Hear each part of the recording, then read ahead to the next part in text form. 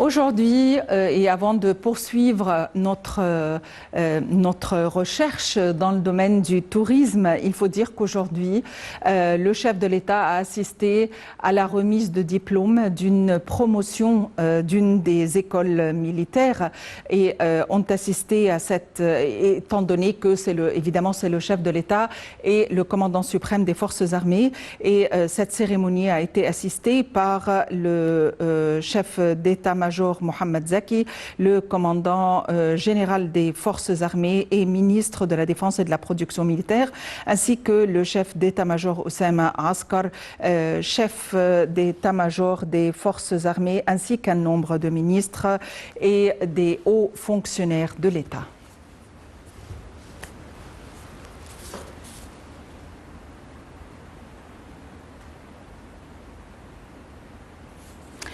Revenons à la question touristique et il faut dire que le tourisme qui est une des priorités soulignées par le chef de l'État, évidemment, étant donné que c'est un des piliers de l'économie égyptienne et de l'investissement en Égypte. Il faut dire que l'Égypte a enregistré au cours du premier semestre de cette année le taux de croissance le plus élevé de l'activité touristique depuis 2019, avec des prévisions de redressement du secteur. Voyons les détails dans ce compte rendu. L'Égypte a enregistré une croissance touristique très élevée au cours du premier semestre de 2022, avec l'arrivée de 4,9 millions de vacanciers, soit une augmentation de 85,4% par rapport à 2,6 millions de visiteurs enregistrés au cours de la même période en 2021. Ces chiffres sont présentés dans le rapport publié par l'Agence centrale pour la mobilisation publique et les statistiques CAPMAS. Le chiffre de 2022 n'est pas surprenant puisque c'est le fruit d'un plan ferme pour le développement du secteur basé sur la diversification du produit touristique et les campagnes de promotion lancées sur différents marchés et soutenues par la plus haute autorité du pays. Mais il faut toujours retenir que la sécurité et la stabilité restent les mots-clés de la reprise des flux touristiques à destination de l'Égypte, explique Ahmed Sarwat, membre de la Chambre du tourisme. Il ajoute qu'on assiste clairement au rétablissement du secteur du tourisme en Égypte, qui devrait, selon lui, se poursuivre au cours de cette année. D'ici la fin 2022, l'Égypte devrait attirer un total à environ 13 millions de touristes.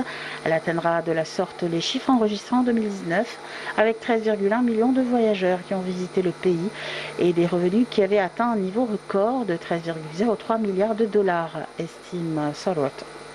Quant à l'occupation des hôtels au cours du premier semestre 2022, l'agence a indiqué qu'elle s'est élevée à 52,6 millions de nuitées, soit une augmentation de 63,6% par rapport à 32,2 millions de nuitées au premier semestre 2021.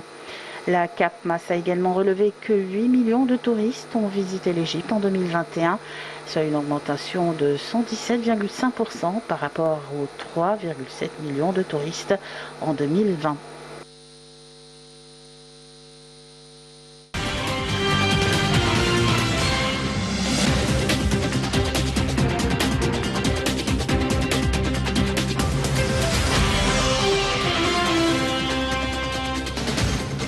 Et pour nous donner plus d'éclaircissements, nous avons le plaisir d'avoir avec nous M. Elham El-Zayed, qui est expert en tourisme et membre de la Fédération internationale du tourisme. M. Elham El-Zayed, bonsoir et bienvenue avec nous.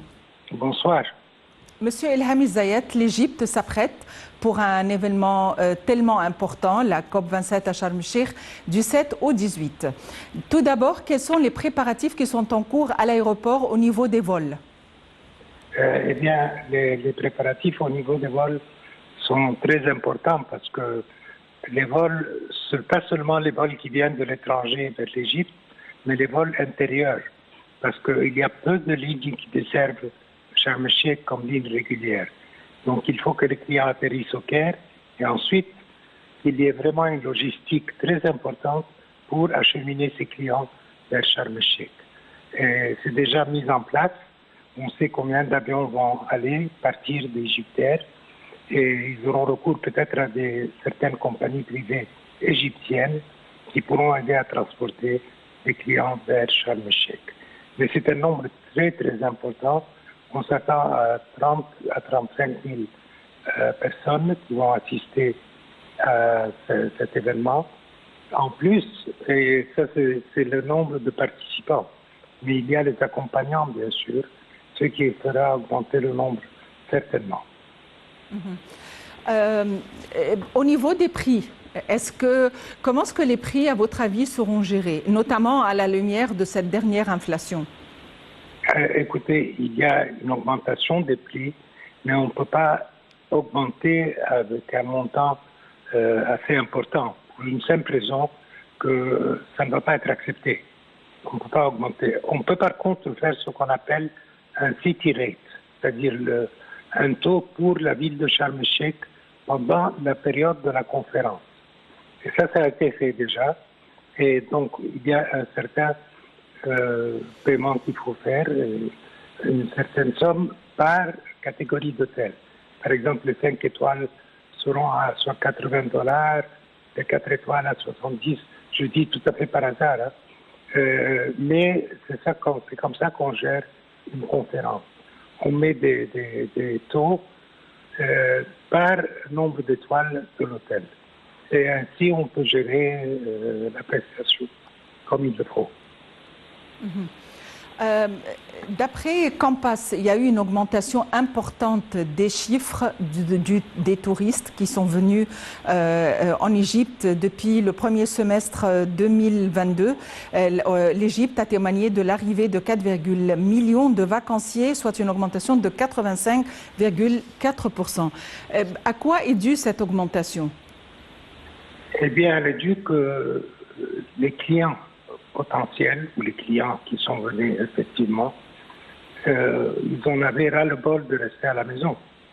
Et pour diverses raisons, soit le Covid, soit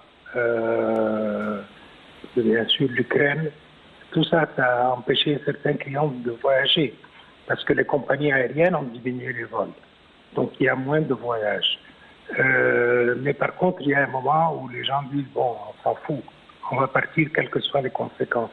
Et c'est comme ça que les gens ont commencé à partir et surtout que les restrictions établies par certains pays ont été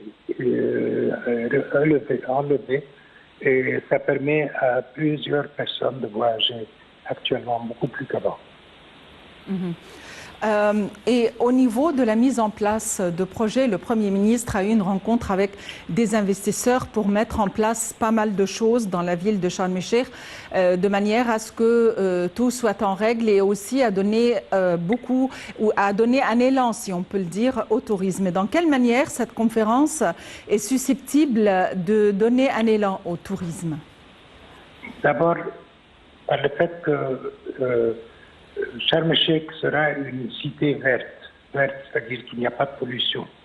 Et ça, c'est déjà quelque chose de très important parce que depuis 2008, on essaye de faire cela et ça a mis beaucoup de temps, mais justement quand il y a eu la volonté politique et que le président a dit qu'il faut faire ça, ça a été fait.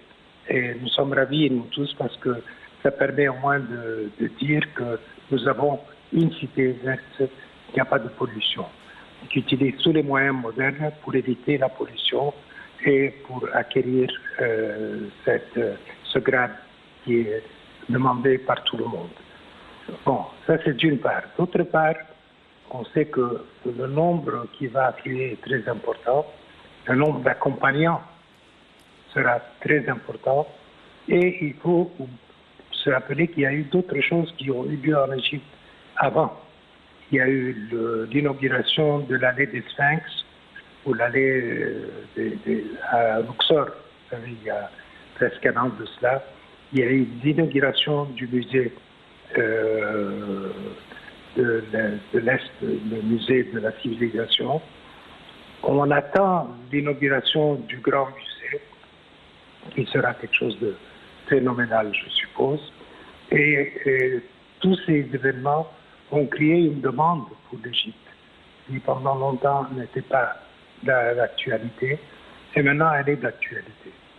Bon, on a un problème toujours, c'est l'acheminement des clients vers l'Égypte, parce que les lignes aériennes étrangères, qu'elles soient des lignes nationales ou des lignes low budget ou des lignes charter, elles sont moindres qu'avant. Alors ça empêche le nombre d'augmenter au-delà de cela. Mais nous avons certainement la capacité hôtelière pour accueillir tout ce nombre et encore plus, parce que nous avons beaucoup de vide dans les hôtels, malgré tous ces nombres qui affluent vers l'Égypte. Ça, c'est dû à la radiation internationale. Est-ce qu'au niveau du tourisme, l'action touristique après la COP, avant ou durant la COP, va se limiter à la ville de Sharm el-Sheikh ou est-ce qu'il y a des plans prévus de manière à emmener les touristes au-delà de Sharm el-Sheikh? Non, bien sûr. Écoutez, c'est le primordial actuellement. Et là où il y a une remontée sensationnelle du tourisme culturel, enfin pas culturel, mais plutôt du tourisme des antiquités, des visites des antiquités. Parce que le tourisme culturel, ça inclut plusieurs choses, c'est-à-dire l'opéra, ça inclut d'autres choses à part, la visite des musées et des temples, bien sûr, pharaoniques, ou des mosquées, ou des églises. Mais il y a une demande nettement supérieure aux années précédentes.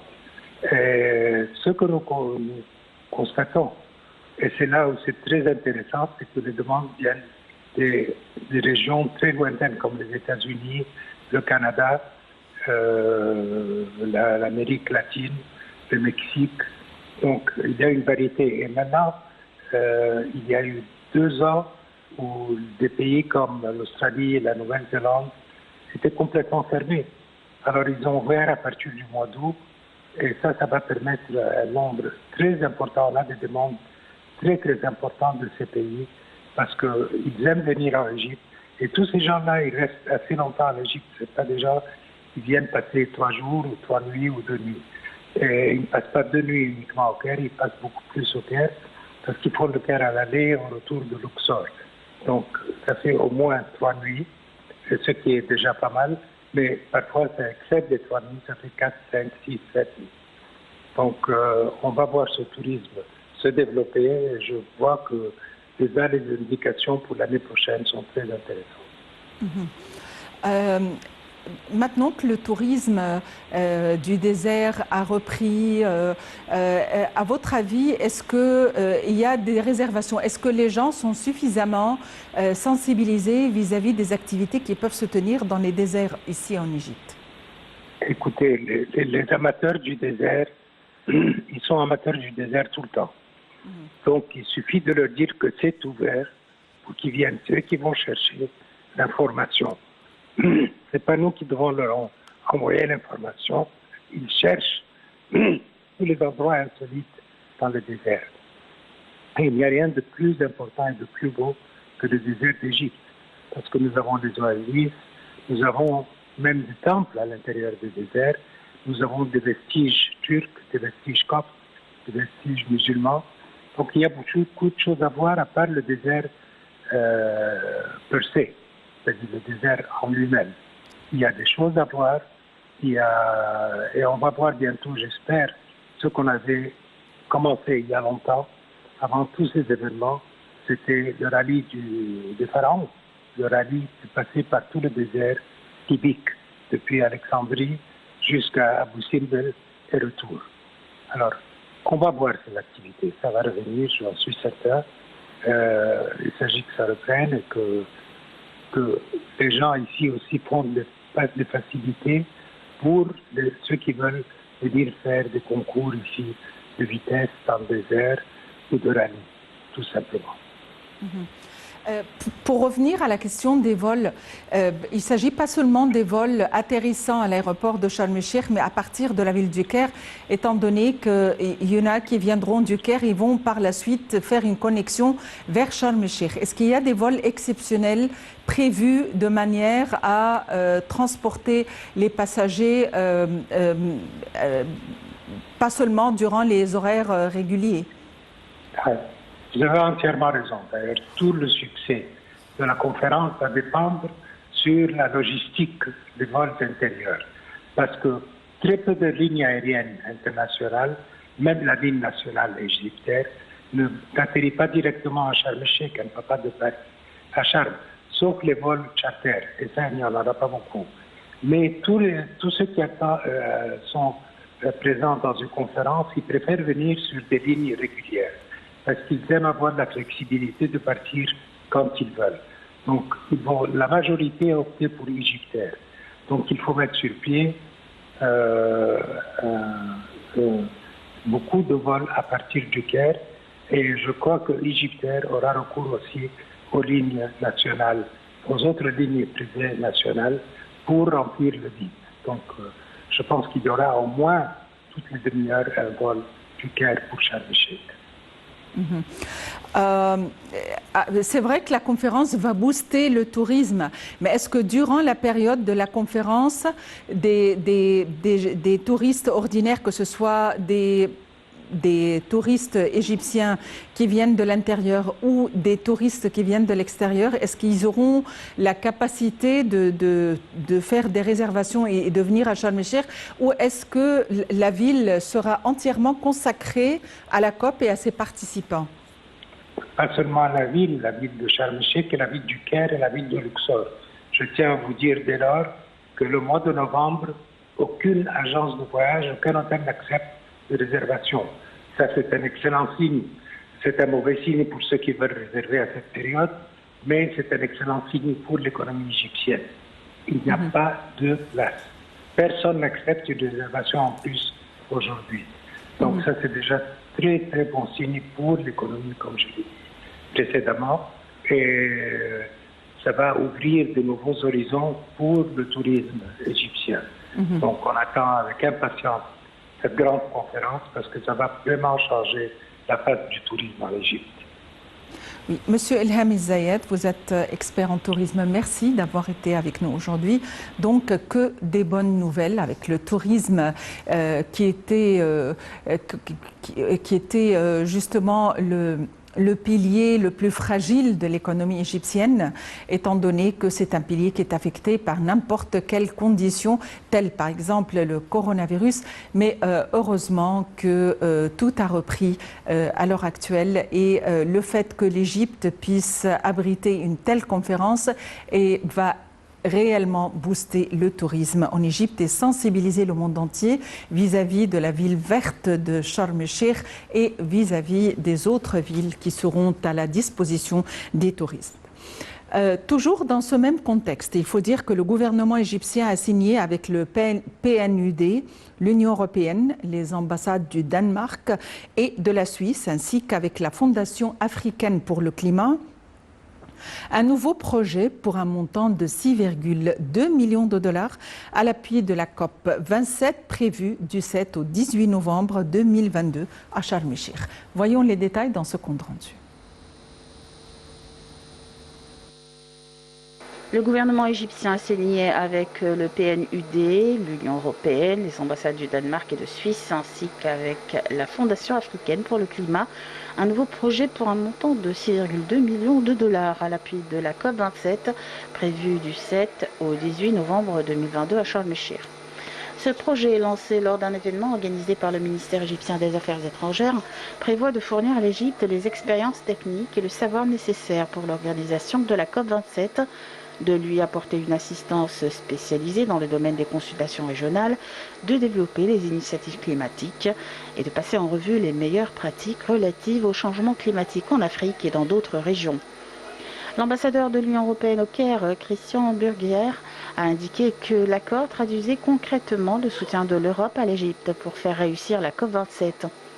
Nous sommes engagés à mener l'action mondiale afin de lutter contre les changements climatiques et ce sommet sera un jalon important dans notre agenda conjoint connexe, a-t-il indiqué.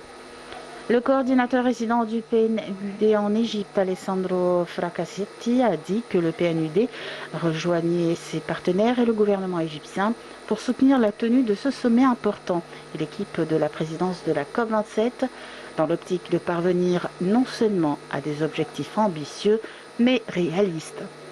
Le Danemark est fier d'épauler l'Égypte dans cet événement et leur partenariat de longue date est un exemple réussi de coopération, a pour sa part affirmé l'ambassadeur danois au Caire, Sven de Oling.